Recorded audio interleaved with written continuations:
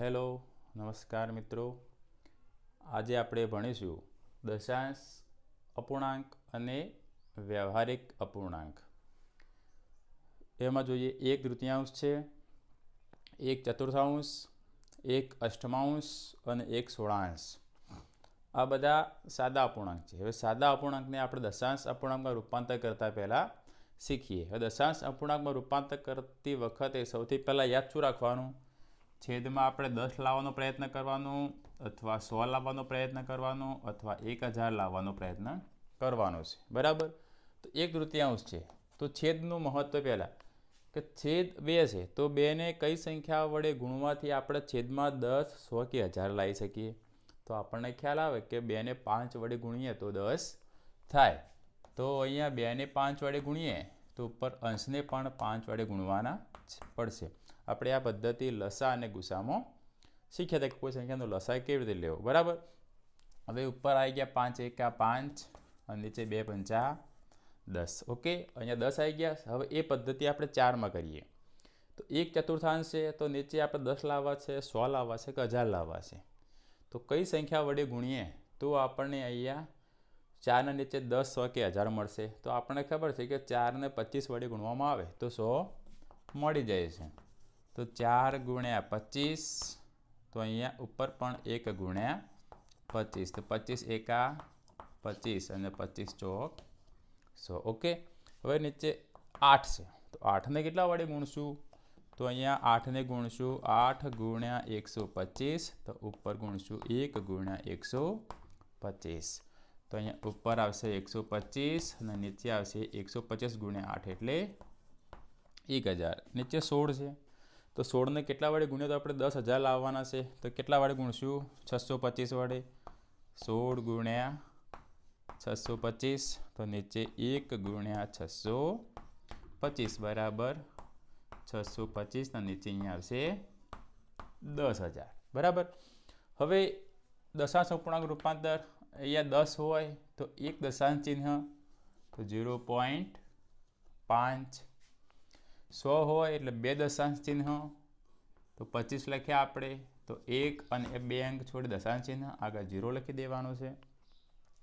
1000માં 3 શૂન્ય છે તો 125 ઉપર સંખ્યા છે એના 3 દશાંશ ચિહ્ન તો 1, 2 અને 3 અહીંયા પોઈન્ટ મૂકીને અહીંયા 0 એટલે 0.125. અહીંયા 4 શૂન્ય છે તો 625 લખી દીધા.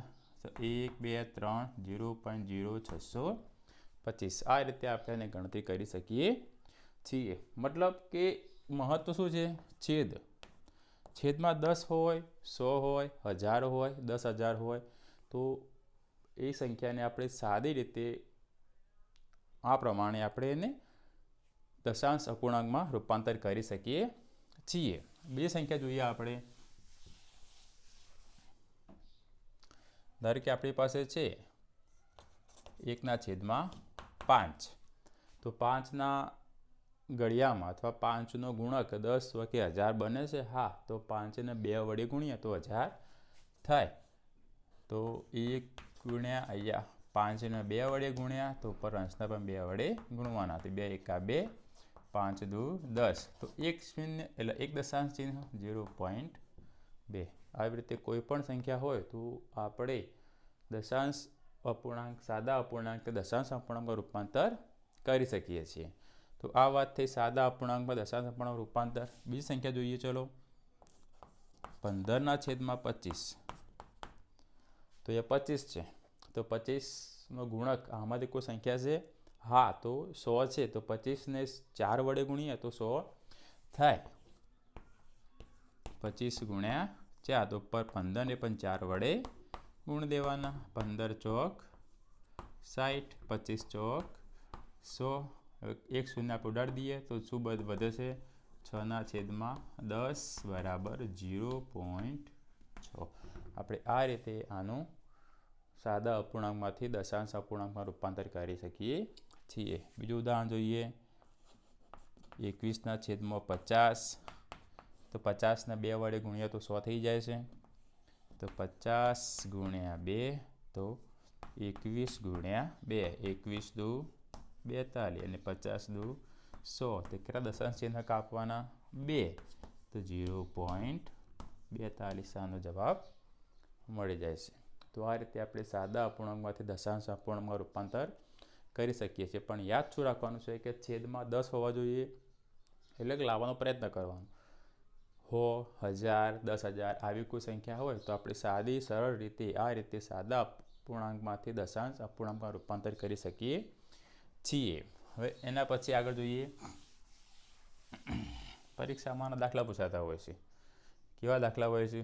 એક સંખ્યા છે 1, 3, 1, 2, 0.1/3, 1/2 અને 0.25. બરાબર. હવે આ સંખ્યાને ચડતા ક્રમમાં ગોઠવવાના છે. શેમાં ગોઠવવાના છે? ચડતા ક્રમમાં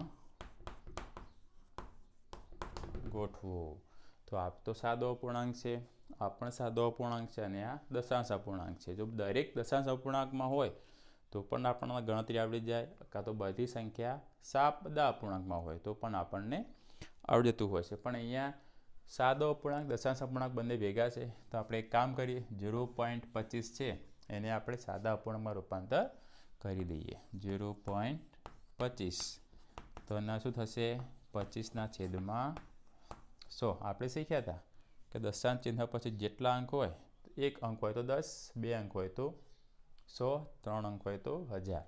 તો શું જવાબ આવશે? 25 × 25, 25 ચોક 100. બરાબર. તો 25 પછી ઉડી ગયા છે, જવાબ શું આવ્યો? 1/4. એટલે આપણને 3 સંખ્યાઓ મળી ગઈ, 1/3, 1/2 અને 1/4. હવે આ 3 સંખ્યાને આપણે ચડતા ક્રમમાં ગોઠવવાની છે. તો શું કરશું કે આપણે અપૂર્ણાંકમાં શીખ્યા હતા કે જેના છેદ સમાન હોય, જેના છેદ સમાન હોય તો જેનો અંશ મોટો એ સંખ્યા મોટી.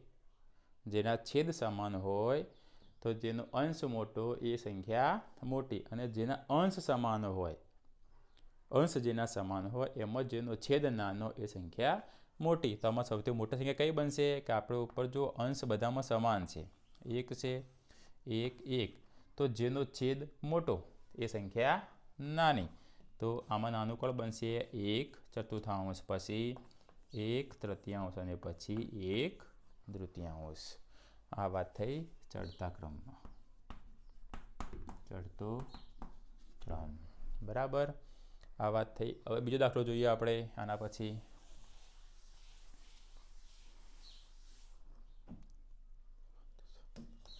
16.7. હવે આ સંખ્યાને દશાંશ અપૂર્ણાંકમાં રૂપાંતર કરવાની છે. તો દશાંશ અપૂર્ણાંકમાં રૂપાંતર કરવા માટે શું કરશું? તો સૌથી પહેલાં જોઈએ આ કેટલા છે. આની 2 રીત છે. બરાબર. તો સૌથી પહેલાં 7/7. ચલો 7/7 હોય તો એને દશાંશ અપૂર્ણાંકમાં રૂપાંતર કઈ રીતે કરીએ? તો શું થાય? 0.07. આ તો આપણને આવડે જ છે. અને આગળ હતા 16, એટલે વત્તા એમાં 16 કરી દઈએ તો શું જવાબ આવશે? 16.07. આ રીતે પણ દાખલો ગણી શકાય છે. અને બીજી રીત ગણવી હોય તો શું કરીશું? બીજી રીતે તો આપણે શું કરીશું? આ મિશ્ર અપૂર્ણાંક છે એને સાદા અપૂર્ણાંકમાં રૂપાંતર કરી દઈએ તો 16 × 100, એટલે કે આ બેનો ગુણાકાર, વત્તા 7 અને છેદમાં 100 હતા એ 100. તો 16 × 100 એટલે 1600, વત્તા 7 છેદમાં 100 બરાબર 1607 છેદમાં 100 બરાબર 16.07. આ રીતે આપણે સાદા અપૂર્ણાંક, મિશ્ર અપૂર્ણાંકને દશાંશ અપૂર્ણાંકમાં રૂપાંતર કરી શકીએ છીએ. એના પછી દાખલો જોઈએ 1.25. 1.25 ને સાદા અપૂર્ણાંકમાં રૂપાંતર.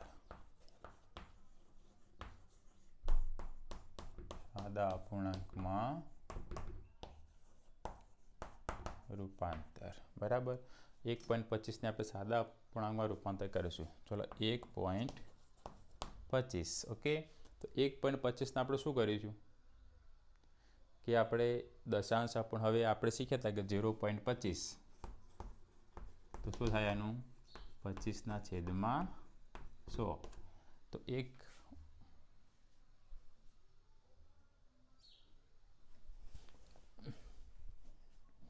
હવે આનું શું થશે 1.25/100 બરાબર. આ મિશ્ર સંખ્યામાં રૂપાંતર થઈ ગયું. હવે 25 છે ઉપર તો 25 × 1 અને 25 × 4, 25 ઉડી ગયા તો જવાબ શું આવ્યો 1/1 તો આ જવાબ આવી ગયો. તો દશાંશ અપૂર્ણાંક સાદા અપૂર્ણાંકમાં રૂપાંતર આ રીતે કરી શકાય. તો મિત્રો આપણો આજનો પ્રકરણ. Thank you.